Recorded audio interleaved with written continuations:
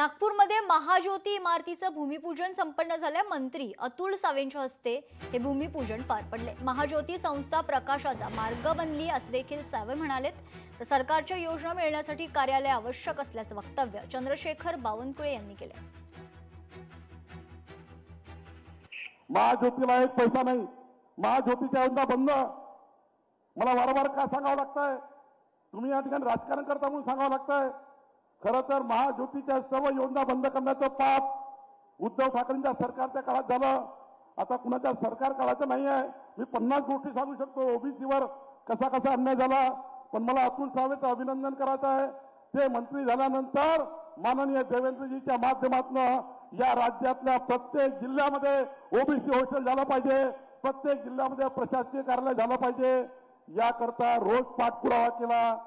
आता 20 ठिकाणी जागा मिळाल्या। लोकशाही मराठी ऐका, पहा, जागरूक रहा।